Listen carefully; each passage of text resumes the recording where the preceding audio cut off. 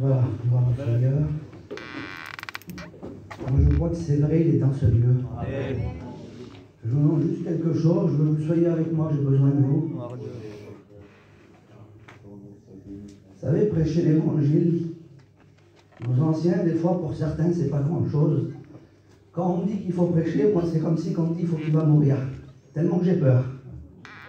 Mais Seigneur, quelle bonté de prêcher sa parole. Vous savez, la semaine dernière, Guana, il a dit un mot. Il a dit, moi, je ne suis pas grand-chose, je suis un petit étudiant. Et puis, je suis passé derrière. Puis, j'avais dit ça, j'ai dit, lui, si c'est un étudiant, moi, je ne suis pas grand-chose. Puis, c'est vrai, je ne suis pas grand-chose. En réfléchissant bien, je suis un serviteur de Dieu, et puis je suis tout, parce que je suis dans ses mains. Amen. Je voudrais vous dire, le Seigneur le sait, je ne suis pas le plus capable de l'Église, et puis des anciens, même des jeunes, pour prêcher l'Évangile, mais le sort est tombé sur moi, alors merci Seigneur. Si vous seriez la joie dans mon cœur de prêcher l'Évangile. J'ai expliqué ça à des frères tout à l'heure, moi je suis un jeune, je vais rentrer dans ma 7e année de ministère, vous avez bien compris, j'ai rien à apprendre à personne.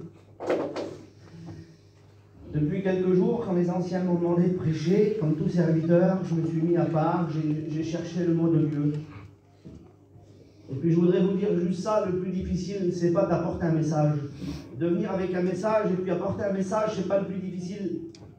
Le plus difficile, c'est ce que Dieu veut savoir. Excusez-moi, c'est ce que Dieu dépose dans nos cœurs, et puis on est là, et puis on se dit, Seigneur, est-ce que c'est le mot? Le plus difficile, c'est pas à prêcher, mais c'est à recevoir le mot du ciel. Et puis depuis quelques jours, j'ai pris la Bible et puis je méditais un message. Et puis quand je prêche, quand je fais un culte, j'ai l'habitude de dormir dans le camping de la petite, je me mets dans le camping tout seul. Et puis je lis, je prie, je lis, je prie. Et puis cette nuit, là, il était à peu près 4 h du matin, je venais de m'endormir. Et puis c'est la première fois que ça m'arrive. J'ai été réveillé dans la nuit, j'écoutais un petit bruit et puis dans mon oreille, le Seigneur parlait à mon cœur. Amen. Et il disait un mot. Amen. Seigneur, Amen, Amen, gloire à Dieu. Et dans mon cœur, le Seigneur disait, je fais, Seigneur. Il disait dans mon cœur, je résiste aux orgueilleux, mais je fais grâce aux humbles. Dans mon cœur, je dis, Seigneur, ça veut dire quoi? Je ne comprenais pas. Je priais le Seigneur, est-ce que tu vois un orgueilleux en moi? Et puis je me suis endormi, puis une petite demi-heure après, je me suis réveillé encore, et les mêmes mots. Je fais grâce aux humbles, mais je résiste aux orgueilleux. Et puis dans mon cœur, je dis, Seigneur, qu'est-ce que tu veux me dire? Et puis je comprenais quelque chose. C'est qu'en début de semaine, quand j'ai commencé à méditer mon message, j'ai fouillé dans mon placard, et puis j'ai quelques prédications, et puis j'ai tombé sur une prédication. Et puis j'ai dit, Seigneur, ce message-là, sur les 6-7 derniers cultes que j'ai fait, j'ai dû prêcher 3 ou 4 fois. Et puis dans la nuit, Dieu me rappelait un message. Il me disait, tu vois le message là? Il disait, t'es un orgueilleux. Et puis je disais, pourquoi Seigneur? Il dit, parce que tu l'as prêché, tu ne veux plus le prêcher. Il y a des personnes qui en ont peut-être besoin. Et aujourd'hui, tu es un orgueilleux. Alors vous savez ce que j'ai fait? Mes petites notes que j'avais, je les ai mis de côté. Et puis j'ai commencé à prier le Seigneur. Je dis, Seigneur, si c'est ce que tu veux, c'est ce que j'apporterai ce matin. Amen. Je suis convaincu dans mon cœur que ce matin, il y a quelque chose de bon. Merci au Seigneur. Vous savez, je vous dis juste ça, et puis après on va prier le Seigneur. Vous savez, quand on a un mal de dents, quand on a une rage de dents, on va dans un dentiste. On ne va pas chez un boulanger, on va pas, vous avez bien compris, quand on a mal de dents, on va chez un dentiste. Et puis quand on a une infection aux dents, le dentiste nous regarde, il regarde un petit peu, et puis il nous soigne simplement, et puis il dit, vous savez ce que vous allez faire?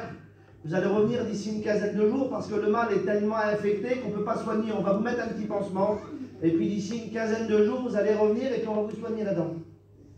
Et puis quand on sort du dentiste, quelques jours après se passe, et puis on n'a plus mal. Et puis on se dit, ça y est, alors je ne vais plus au dentiste. Mais en réalité, on n'a plus mal, mais l'infection est toujours là. Et des fois, on vient à la réunion, il y a des réunions qui nous ont parlé, et puis on dit, Seigneur, que c'est bon, une réunion, c'est bien, on est soulagé, parce qu'on attendait un mot. Mais des fois, dans le cœur, le mal est toujours là, et puis tu te dis, Seigneur, ça y est, je suis mieux. Mais dans ton cœur, s'il y a du mal ce matin, si tu vis des moments difficiles, parce qu'on est dans sa maison, parce qu'il est là, alors on va tout mettre en œuvre ce matin pour que Dieu vienne nous parler. Est-ce que vous voulez que Dieu vous parle ce matin? Gloire au Seigneur, je voudrais demander à 2 frères de prier le Seigneur. Je voudrais demander à mon copain Kevin qui prie pour moi, et puis je vais demander aussi, je vais demander à Lydie qui prie pour moi. On le fait ensemble. Seigneur Dieu, merci Seigneur de ta ce matin, Seigneur, Seigneur. oui, Seigneur. Seigneur, je te présente Guy, Seigneur, Parle-nous par la parole, Seigneur, Seigneur, à travers la bouche de ton messager. puisse toucher nos cœurs, Seigneur. Bénis-le dans la liberté d'esprit, Seigneur, pour Merci, sa Seigneur. parole qui est mise sur son cœur. Bénis-le pleinement, Seigneur, car nous avons besoin de toi. Besoin d'écouter ta voix, Seigneur, qui parle à nos cœurs, qui parle à nous ce matin. Tu sais tout de nous, Seigneur.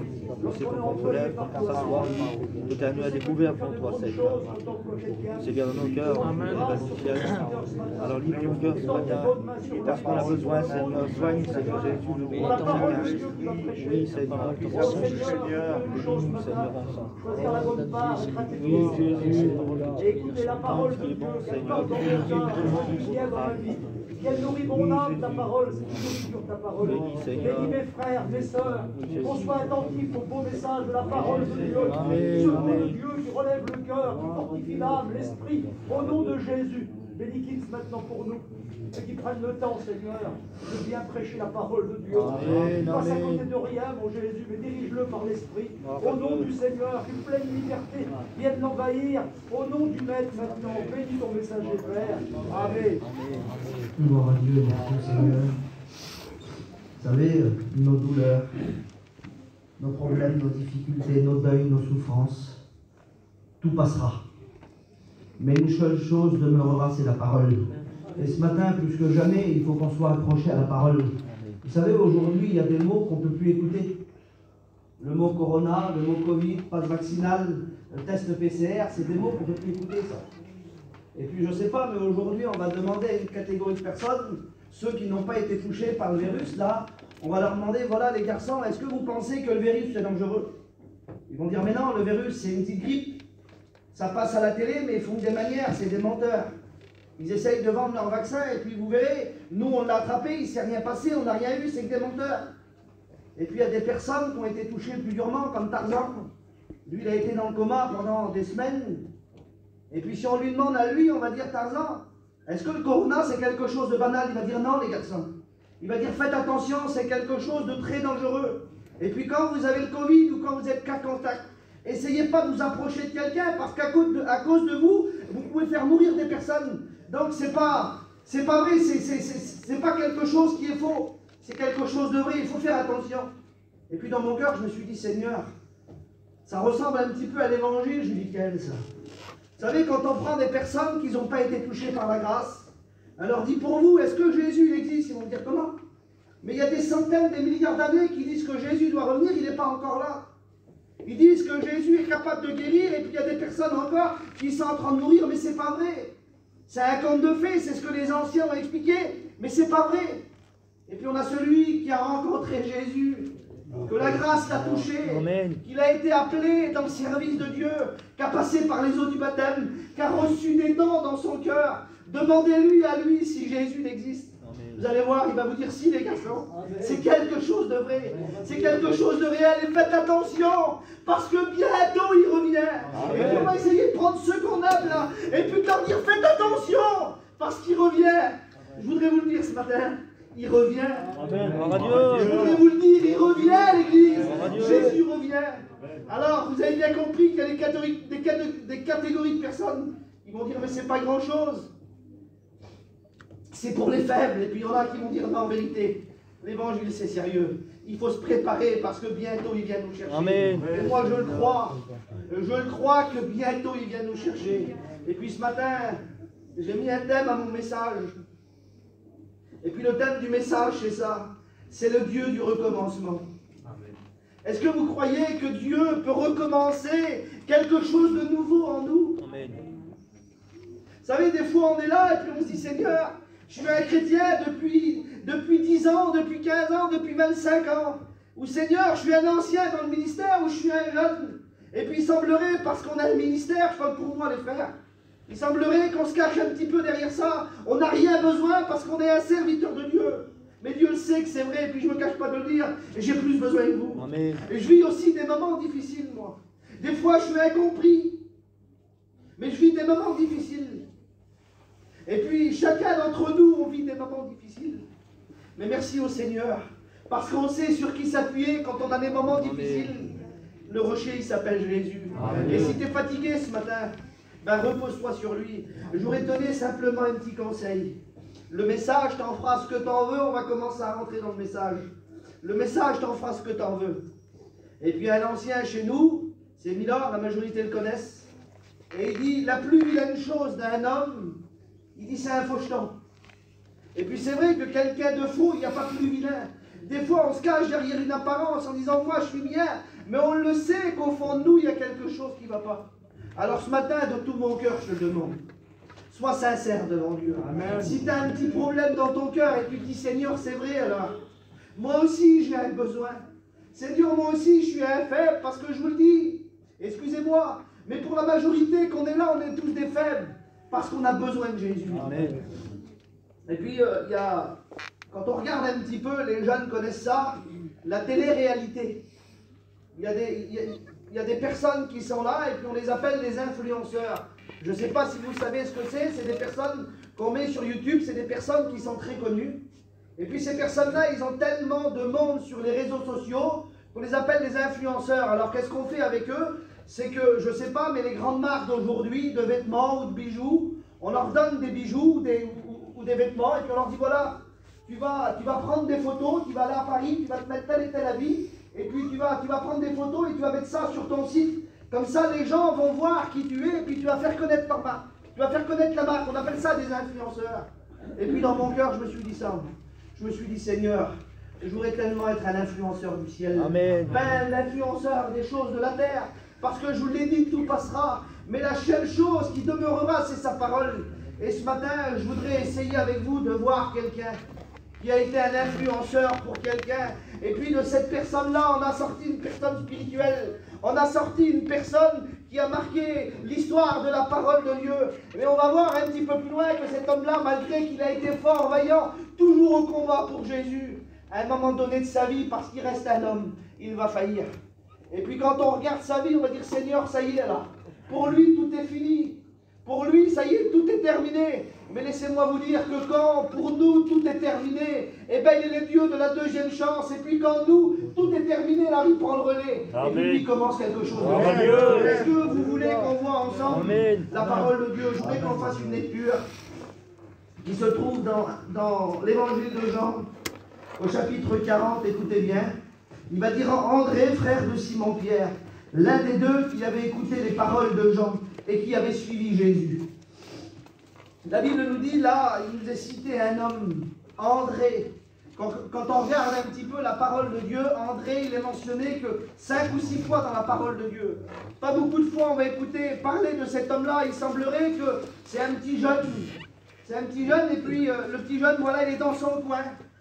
Mais ce petit jeune-là, il va écouter quelque chose. La parole de Dieu nous dit qu'il va écouter les paroles de Jean. Jean, c'était un prophète qui avait été prophétisé des centaines d'années avant l'arrivée de Jésus. C'était celui qui devait préparer le chemin de Jésus. Et puis à un moment donné, ce jeune-là, il est là. Et puis il commence à être en relation avec Jean. Et puis que c'est bon quand on est en relation d'un homme béni. Vous avez vu que c'est bon quand des fois on va dans des maisons et puis on sent qu'il y a quelque chose de bon. On a envie de passer du temps avec eux. Et puis là, c'est ce qui se passe. André, il est avec Jean et puis il sent qu'il y a quelque chose de bon en Jean-Baptiste. Et puis la parole, elle dit ça, elle dit qu'après qu'il va écouter les paroles de Jean, il va commencer à suivre Jésus. Et puis quand on regarde au verset 41, il va dire, ce fut lui le premier qui raconta à son frère Simon qu'il avait trouvé Jésus. Ça veut dire quelque chose, ça veut dire que ce petit jeune-là, il va commencer à témoigner à son frère. Il va commencer à lui dire, tu sais mon frère, les prophètes, ils avaient prophétisé quelqu'un, ils avaient prophétisé Jean-Baptiste. Et puis ils avaient profité aussi Jésus, ben, je voudrais dire que je l'ai trouvé. J'ai trouvé le Messie, je sais où il est. Et puis la parole de Dieu nous dit, vous savez ce qu'il va faire? Ce petit jeune André là, qui paraît pas grand-chose pour la majorité des personnes peut-être de l'époque, parce que la Bible ne mentionne pas beaucoup. La Bible nous dit qu'il va prendre son frère, et puis il va l'emmener vers Jésus. Et bien laissez-moi vous dire, frères et sœurs, c'est ce qu'on a besoin. Même si des fois on ne sent pas grand-chose, même si des fois on est des jeunes, même si des fois on est peut-être plus anciens, on se dit Seigneur, je suis inutile. Mais laissez-moi vous dire qu'autant que nous sommes, on peut prendre des âmes et puis les emmener à Jésus. C'est notre seul désir. Vous savez, on a été sauvés pour sauver. Et puis quand on lit la parole de Dieu, je voudrais passer un petit peu vite pour qu'on puisse voir un petit peu. Et puis on se rend compte de quelque chose, c'est que là, Pierre, la Bible nous dit que Pierre va commencer à rencontrer Jésus parce qu'il va commencer à suivre Jésus. Et puis à un moment donné, la Bible nous dit que Jésus va commencer à s'intéresser à Pierre. Est-ce que vous croyez que Jésus s'est intéressé à nous? L'Église, soyez avec moi. Est-ce que vous croyez que Jésus s'est intéressé à nous? On va faire une deuxième lecture dans Matthieu au chapitre 4, au verset 18. Regardez qu'est-ce qu'il va dire. Il va dire: comme il marcha près de la mer de Galilée, il vit deux frères, Simon appelé Pierre et André, son frère, qu'ils jetaient les filets dans la mer, car ils étaient pêcheurs. Et il leur dit: suivez-moi, et je vous ferai pêcheurs d'hommes. La Bible, là, on se rend compte de quelque chose, c'est que ces deux hommes-là, ils avaient leur petite habitude, ils avaient leur petit métier, ils avaient leurs petites affaires quotidiennes de tous les matins comme nous. Et puis la parole, elle dit ça, elle dit que Jésus, il va commencer à marcher sur le bord de la mer, là. Et puis ses yeux vont se porter sur ces hommes-là. Et puis ces hommes sont en train de pêcher, en train de faire leurs petites affaires, leur petit travail. Et puis Jésus va s'approcher d'eux, il va dire: les garçons, il va dire: suivez-moi. Il va dire: aujourd'hui, je vais faire quelque chose de vous. Eux, ils ne savent pas encore ce que Jésus a préparé pour eux. Vous savez, on ne le sait pas ce qui va se passer en sortant. La Bible dit qu'il renouvelle ses bontés chaque matin. Et moi, je le crois que pour moi et pour vous, que Jésus a préparé quelque chose pour nous aujourd'hui. Et puis là, il avait préparé quelque chose pour eux, mais ils ne savaient pas trop quoi. Et puis la parole de Dieu nous dit qu'ils vont faire quelque chose. Et puis quelle bonté. La parole, elle nous dit ça, elle nous dit qu'ils vont laisser leur filet et ils vont suivre Jésus. Et c'est ce qu'on a fait, nous. On a laissé notre vie passer, et puis on a commencé à suivre Jésus. Et puis quelle bonté quand on commence à suivre Jésus. Et puis là, moi j'ai mis ça, j'ai mis, Pierre, il va commencer à comprendre des choses. Il va commencer à comprendre que pour suivre Jésus, il va falloir qu'il est prêt à laisser des choses. Et puis j'ai mis ça, j'ai mis Pierre, il va laisser son travail. Il va laisser des choses, il va laisser sa maison, il va laisser sa famille, il va laisser des choses qu'il aime. Vous savez pourquoi? Pour suivre Jésus. Et puis à un moment donné, on se rend compte de quelque chose, parce que plus il va marcher avec Jésus, plus il va avoir des envies dans son cœur, plus il va avoir des envies d'aller plus loin, plus il va avoir des envies d'avoir d'intimité, plus il va avoir des envies de passer du temps avec lui. Et puis un jour, on connaît tous cette histoire-là, la parole de Dieu nous dit qu'un jour,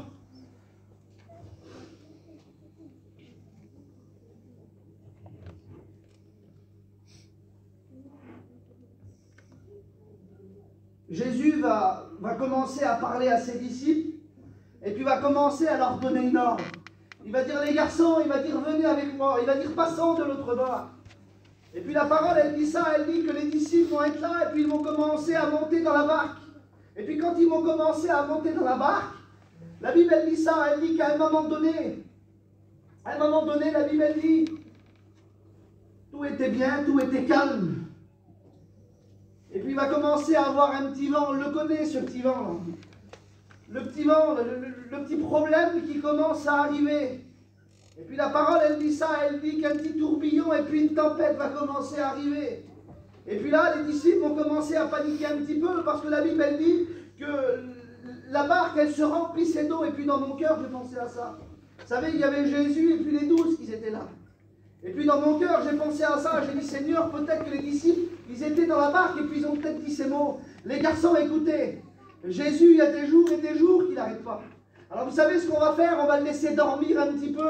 Et puis venez, vous savez ce qu'on va faire? On va faire un effort. Et l'eau qui est en train de rentrer dans la barque, là, on va essayer de l'enlever. Et puis peut-être c'est ce qu'ils ont essayé avec leurs propres moyens. Et puis ils sont mis ensemble. Et puis l'eau, elle venait, alors ils rejetaient l'eau. Ils rejetaient l'eau. Et puis vous savez, aujourd'hui, quand on a des problèmes, vous savez, il semblerait que le problème, il est là, on arrive à contenir le problème, et quand on l'a contenu, il y en a un autre qui arrive. Et bien c'est peut-être ce qui se passait dans la barque. Quand on essaye, peut-être quand ils essayaient d'enlever l'eau, l'eau elle arrivait d'un côté. Et puis à un moment donné, la Bible elle dit qu'ils n'ont pas à avoir le choix. Ils vont aller réveiller Jésus. Et peut-être que tu vis un problème ce matin dans ton cœur. Et puis tu te dis: Seigneur, c'est quand tu vas venir? Je t'en supplie ce matin, il faut que tu cries à Jésus. Amen. Il faut que tu demandes à Jésus de se réveiller. Et puis là, à un moment donné, ils vont réveiller Jésus. Et puis un des disciples va dire: Maître, ne t'inquiètes-tu pas que nous allons périr? Et puis Jésus va dire un mot. Vous savez, Jésus ne joue pas 50 mots. Et Jésus lui fait un mot. Vous savez ce qu'il va dire? Il va dire silence, tais-toi. La parole de Dieu nous dit que là, sur la mer, un grand calme va arriver. Imaginez-vous un petit peu. C'est lui qui a inventé, c'est lui qui a créé les éléments. Il ne parle pas à un homme, il ne parle pas à une maladie. Il ne parle pas, excusez-moi, à un mort, il ne fait pas ressusciter. Il parle à quelque chose d'invisible. Il dit silence, tais-toi. Les vents lui obéissent. La mer lui obéit. Je le dis devant Dieu que ton problème, il lui obéit ce matin. Amen. Et puis, la Bible nous dit que là, ils vont arriver de l'autre côté du lac. Et quand ils vont arriver de l'autre côté du lac, la Bible nous dit qu'il y avait une personne qui est habitée des esprits impurs. Et puis un homme va se jeter devant lui à ses pieds. Et puis j'ai pensé à ça. Moi, j'ai dit, Seigneur, alors tu as demandé à tes disciples là, de passer de l'autre bord.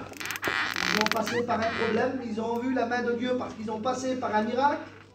Mais en réalité, parce qu'il y avait un besoin de l'autre côté. Et puis dans mon cœur, je me suis dit ça. J'ai dit, Seigneur, peut-être que pour moi, parce que quand on prêche, je vous le dis, c'est une semaine difficile. Et j'ai dit, Seigneur, même si la semaine elle aurait été difficile pour moi, mais si c'est pour qu'il y ait une bénédiction, Seigneur, ben je dis Amen. Amen. Et puis on va voir un petit peu plus loin. On va voir quelque chose. Vous savez, ce Pierre, là, ce Pierre, un homme formidable. La Bible nous dit que quelques jours plus tard, sur ce même lac, à peu près la même chose va arriver. La parole de Dieu nous dit que là encore, ils vont être sur le lac. Et puis un vent va commencer à souffler. Les eaux vont commencer encore à tomber et puis à vouloir remplir la barque. Et puis là, un des disciples va voir quelqu'un arriver. Et puis il va voir quelqu'un arriver et puis marcher sur les eaux. Et puis la Bible nous dit que là, les disciples vont commencer à avoir peur. Et puis un des disciples va dire, il va dire, regardez, c'est un fantôme. Et puis Jésus va parler, il va dire non. Il va dire, c'est moi. Et puis Pierre va dire un mot, parce que Pierre, c'est l'homme d'action. C'est l'homme qui veut être toujours devant. C'est l'homme qui veut servir Dieu. C'est l'homme, peu importe que ça lui coûte, mais en tout cas, lui, ce qu'il veut, c'est servir Dieu. Et puis dans son cœur, la Bible nous dit qu'il va dire un mot à Jésus. Il va dire, Jésus, si c'est toi, il dit, ordonne que j'aille vers toi. Amen, amen. Imaginez-vous un petit peu, quelques jours avant, s'il n'y a pas Jésus, il manque de mourir. Et Jésus va dire, silence, tais-toi, le calme va arriver. Et puis là, le même fait. Et puis, il va dire à Jésus, Jésus, si c'est toi, ordonne que j'aille vers moi, que j'aille vers toi. Imaginez un petit peu. Jésus va lui tendre la main et il va commencer à enjamber la barque là. Il va commencer à poser son pied sur l'eau là. Et quand il va poser son pied sur l'eau, il va sentir quelque chose. Il va sentir que c'est solide en dessous. Alors vous savez ce qu'il va faire? Il va poser son deuxième pied. Et puis la parole de Dieu nous dit que là, il va commencer à faire un pas sur l'eau. Il va commencer à faire 2 pas sur l'eau. Et puis dans mon cœur, j'ai pensé à ça. J'ai dit, Seigneur, quelques jours avant, il était dominé par son problème. Et aujourd'hui, parce que Jésus l'appelle, il est capable de dominer son problème. Eh bien, je le dis devant Dieu, parce que Jésus, il est là ce matin. Tu n'as pas le droit. Tu n'as pas le droit d'être toujours sur ton sort en disant, Seigneur, mais pourquoi moi? Alors c'est vrai, vous savez, la parole de Dieu, c'est pas mécanique. On n'est pas là en disant, voilà, prie le Seigneur, et puis tu verras, tout de suite, ça ira mieux. Non, il faut faire des efforts. Oui, Seigneur. Et puis à un moment donné, on se rend compte de quelque chose. C'est que là, il va commencer à dominer son problème. Et puis encore plus, ce qu'il vivait Pierre, encore plus, il va vouloir le vivre. Parce qu'il est en train de vivre un miracle avec Jésus. Et puis on va aller un petit peu plus loin encore. Vous savez, la parole de Dieu nous dit qu'un jour, Jésus va rentrer dans la maison de Pierre. Et puis la Bible, elle dit que dans la maison de Pierre, Jésus va faire un miracle. La belle-mère de Pierre est allongée sur son lit, elle a de la fièvre, elle est en train de... Si Jésus n'intervient pas, quelques heures ou quelques minutes plus tard, elle va mourir. Jésus va venir dans la maison, la parole de Dieu nous dit qu'il va se pencher sur elle. Et puis il va poser sa main sur elle. La Bible nous dit qu'à l'instant même, elle fut guérie, elle va reprendre son service et elle va servir à table. Voilà ce que Jésus est capable de faire. Et puis on se rend compte de quelque chose, c'est quand on fait la lecture, la Bible nous dit que là, il va se passer encore des miracles dans cette maison.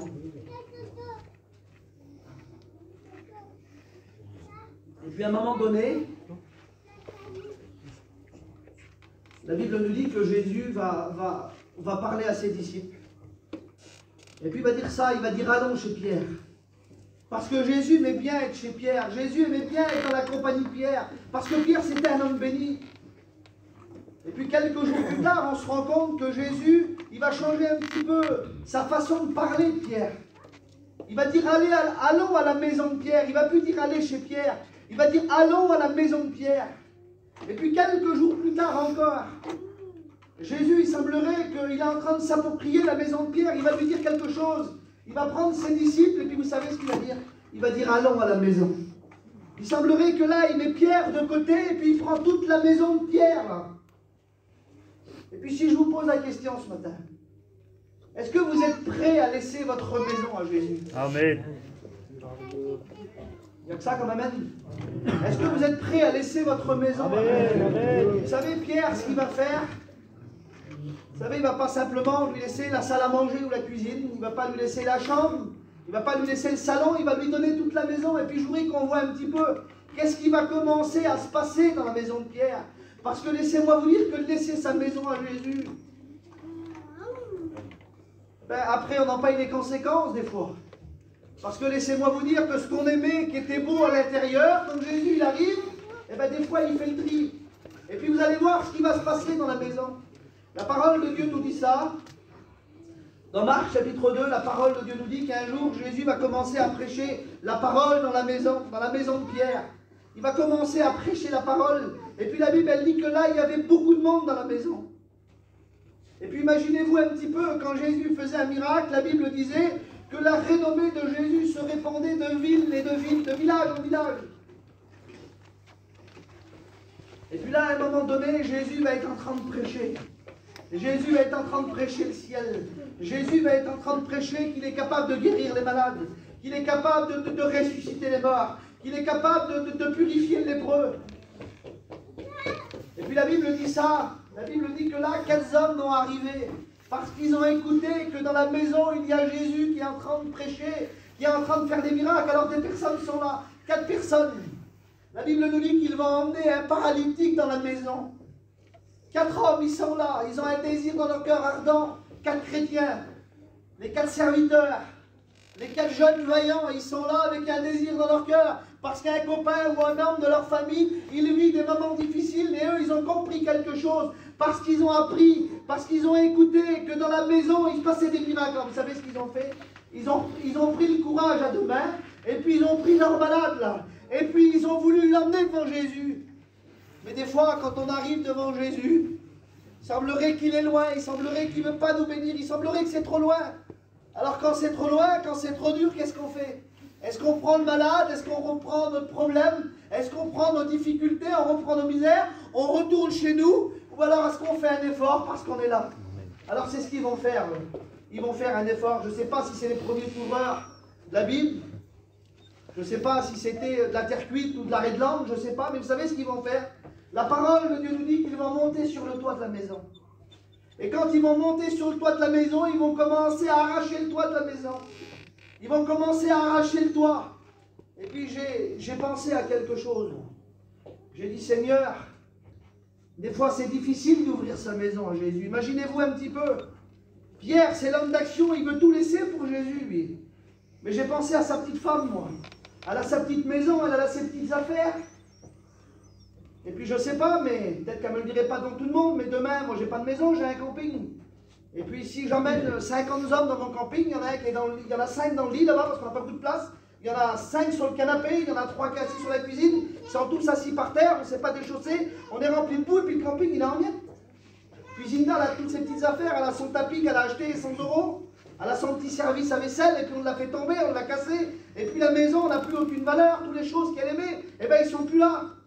Pas une fois on écoute la femme de Pierre dire quelque chose. De dire, Pierre, regarde le monde que tu emmènes dans la maison. Pierre, tu vas trop loin. Pierre, regarde, ils sont en train de casser la maison et tu dis rien, non?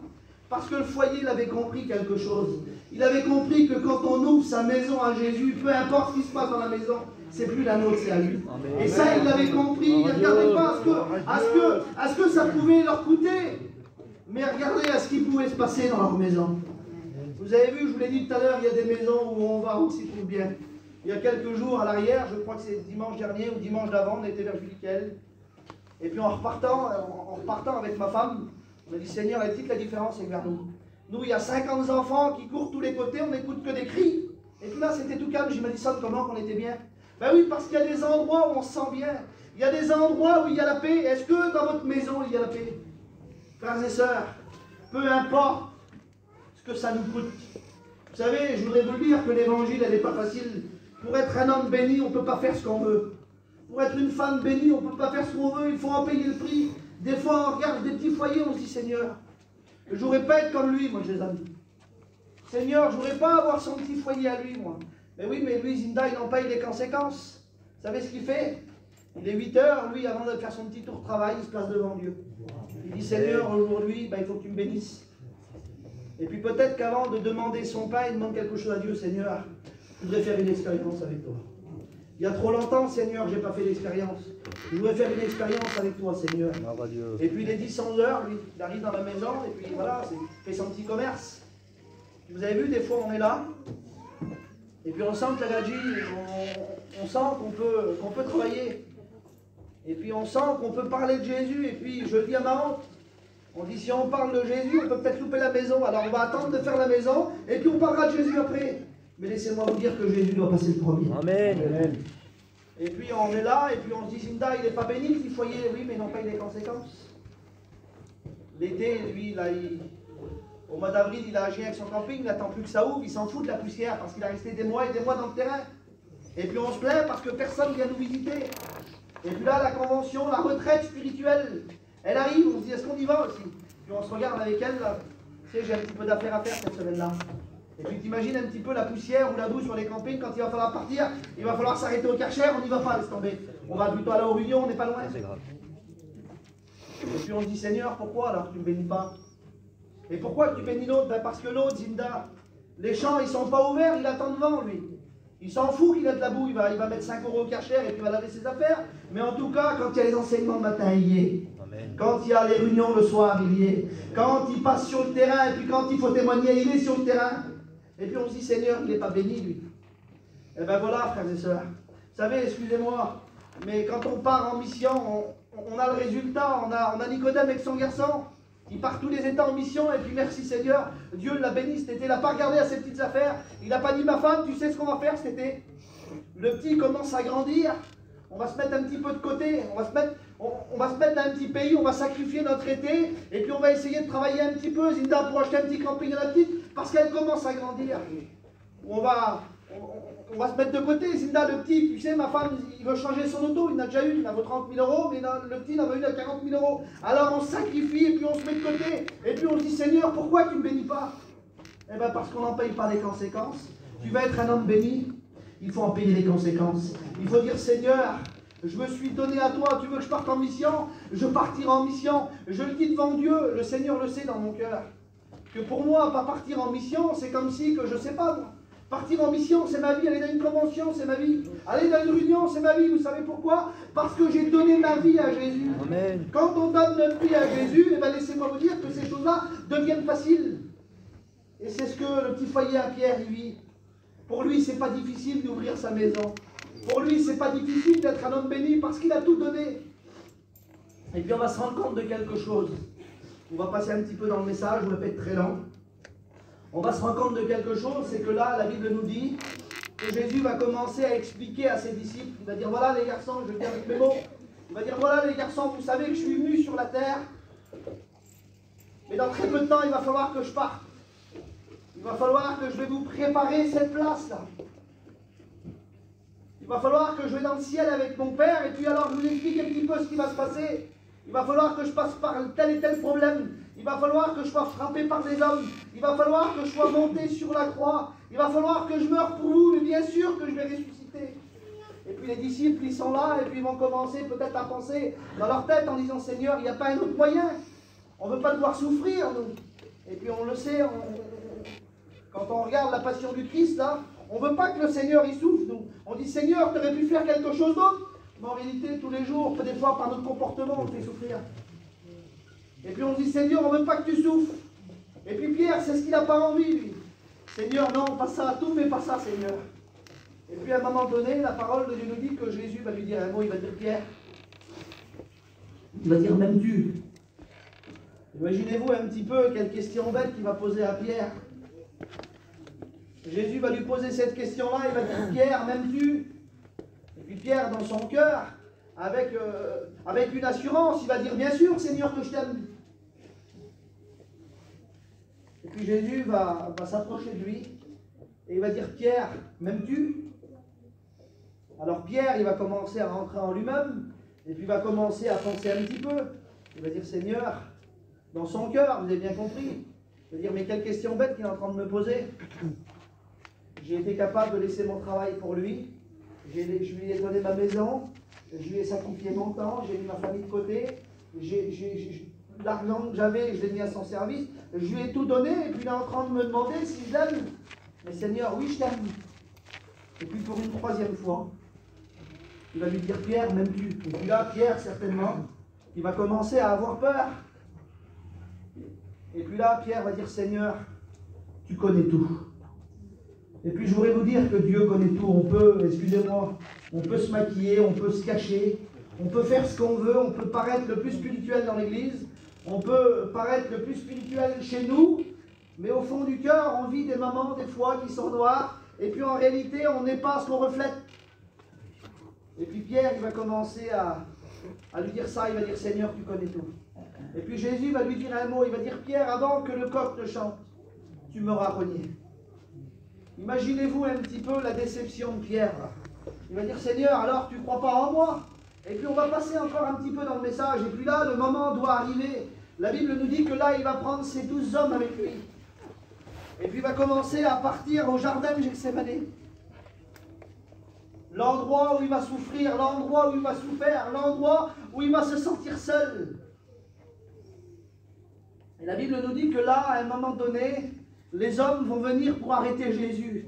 Et puis Pierre, l'homme vaillant, l'homme fort, l'homme qui est toujours là, la Bible nous dit qu'il va sortir son épée, et quand il va voir un soldat arriver pour arrêter Jésus, il va lui couper l'oreille.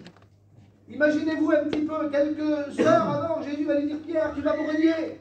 Et puis là, il va lui couper l'oreille. Comment il va être fier de lui, Pierre? Il va lui dire, alors, Seigneur, tu t'es trompé. Tu m'as dit que j'allais te renier, mais je ne t'ai pas renié, j'irai jusqu'à la mort pour toi, Seigneur.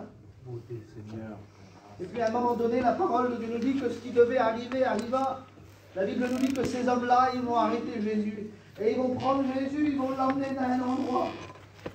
Et là, dans cet endroit, ils vont commencer à juger Jésus. Ils vont commencer à lui parler mal, ils vont commencer à l'insulter, ils vont commencer à lui cracher au visage, ils vont commencer à lui faire des choses qui ne sont pas bonnes pour lui. Et puis à un moment donné, une femme va être là et puis elle va lui dire, cet homme est avec lui. Et puis elle va s'approcher de lui, et puis elle va dire, tu es avec? Il va dire, non, je ne le connais pas. Et puis une autre personne va dire, si, il était avec, et puis il se rend compte, on va se rendre compte de quelque chose, c'est qu'il va avoir renié Jésus parce que le coq va chanter. Imaginez-vous un petit peu. Imaginez-vous un petit peu à ce moment-là, Pierre, comment il a dû se sentir, quel moment de solitude, et puis ils vont prendre Jésus, ils vont l'emmener au mont Golgotha, et puis il va être sur la croix, entre ciel et terre. Il va être là et puis en train de souffrir. Il va être là en train de se faire insulter, en train de se faire arracher la barbe. Et puis il va être défiguré. Imaginez-vous un petit peu, Pierre, comment il a dû se sentir. Et puis les gens qui étaient autour de lui, qu'est-ce qu'ils ont dû dire? Ils ont dû dire oui, mais quand c'était facile, il était là, lui. Quand il faisait les miracles, quand ils n'avaient rien à manger, quand il a pris les pains et les poissons, eh bien il s'est nourri. Il aimait Jésus parce qu'il avait son intérêt. Comment les gens ont dû dire à ce moment-là, Pierre c'est un lâche, Pierre c'est un vilain, il n'a pas été capable d'aller jusqu'au bout. Et puis en vérité, c'était légitime de le dire. C'était légitime de le dire. Imaginez-vous un petit peu l'état de Pierre. Je voudrais qu'on court nos fronts, frères et sœurs. Imaginez-vous un petit peu l'état qu'il doit être à ce moment-là. Il doit dire, Seigneur, c'est vrai, alors pourtant, j'ai fait tout ce qu'il y avait à faire. Tu m'avais prévenu, Seigneur. Mais je n'ai pas été jusqu'au bout. Et là, la parole de Dieu nous dit que là, Jésus va mourir sur la croix. Imaginez-vous un petit peu les gens qui devaient croiser, comment ils devaient faufiler les murs, comment ils devaient raser les murs par peur. De dire, ils vont me reconnaître. J'ai pas été jusqu'au bout. Seigneur, combien de fois, Seigneur, tu m'as demandé de ne pas faire des choses et je les ai faites, Seigneur. Vous savez, des fois, il y a des petits pas grand-chose qui nous empêchent la bénédiction. Oui, Seigneur. Et puis là, dans mon cœur, j'ai pensé à quelque chose. Vous savez, Jésus va leur dire un mot. Il va leur dire un mot après la résurrection. Il va dire, les garçons, ne bougez pas de Jérusalem, parce que je vais vous envoyer le consolateur qui vous conduira dans toute la vérité. Et si tu écoutes ce matin, si tu écoutes ton cœur frappé, Si tu écoutes quelque chose se passer dans ton cœur, le Saint-Esprit commence à agir. Et puis là, à un moment donné, il va lui dire ça, il va dire, ne bouge pas de Jérusalem, tant que je vous envoie le Saint-Esprit. Et puis la parole de Dieu nous dit que là, il va rentrer dans cette petite chambre haute là.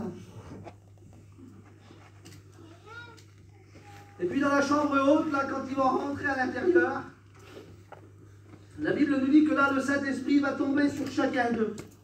Au nombre de 120, ils vont être baptisés du Saint-Esprit, et là, l'Église va prendre naissance.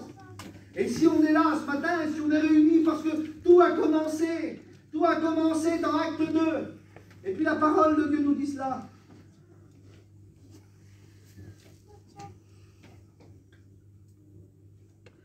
On va se rendre compte de quelque chose si on se rend compte que Pierre était un lâche. On n'aurait pas misé une pièce d'1 € sur lui parce qu'il a trahi Jésus. La parole de Dieu nous dit qu'un jour, juste après Acte 2, juste après que le Saint-Esprit est descendu, la parole de Dieu nous dit qu'un message va être prêché. 3000 âmes vont se convertir. Amen. Imaginez-vous un petit peu le message, 3000 âmes vont se convertir. Et puis je ne sais pas, mais si on m'aurait demandé qui, voilà, il y a un garçon qui a défailli, ça a été un vilain, il n'a pas été jusqu'au bout. Je lui avais demandé d'aller jusqu'au bout, pour moi il n'y a pas été. Et puis il faut que je me serve de quelqu'un. Vous savez, ce quelqu'un-là, on va le mettre de côté, puis on ne va pas se servir de lui. Parce qu'il semblerait qu'il devienne utile, parce qu'on lui demande des choses, et puis il n'est pas capable de les faire. Alors on se sert de quelqu'un d'autre, ça c'est le côté humain. Mais Jésus n'est pas comme ça. Oui, Seigneur. Parce qu'il est le Dieu du recommencement. Oui, Seigneur. Il est le Dieu de la 2e chance. Il est le Dieu de la 3e chance. Combien de fois, des fois, on a failli dans nos cœurs. Et puis combien de fois, on lui a demandé pardon et il nous a pardonné. Amen. Et puis ce matin, tu es là et puis tu dis, Seigneur, j'ai une semaine difficile. Seigneur, je suis plus capable d'aller plus loin. Je suis plus capable d'être un homme béni. Seigneur, tu n'es plus capable de me redonner comment j'étais il y a quelques années. Tu sais, Seigneur, les désirs que tu avais mis dans mon cœur, aujourd'hui, il n'y en a plus. Eh bien, je crois que ce matin, Jésus peut te redonner ce que tu as perdu. Et on va se rendre compte de quelque chose. C'est que la parole de Dieu nous dit que ce fameux message, 3000 âmes vont se convertir. Vous savez, Jésus, de qui il va se servir? Il va appeler Pierre, il va dire, Pierre, il va dire, il faut que tu sois un moyen de bénédiction. Et puis là, Pierre, il va commencer à prêcher son message. Et puis 3000 âmes vont se convertir. Vous savez pourquoi que Dieu va se servir de Pierre? Pour lui montrer que même si l'homme faillit, même si l'homme des fois n'est pas capable, il est le Dieu qui redonne une 2e chance. Et ce matin, Jésus veut te donner une 2e chance. Alors vous savez ce qu'on va faire? Je vais arrêter là, je ne vais pas aller plus loin. Je voudrais faire une appel dans la simplicité.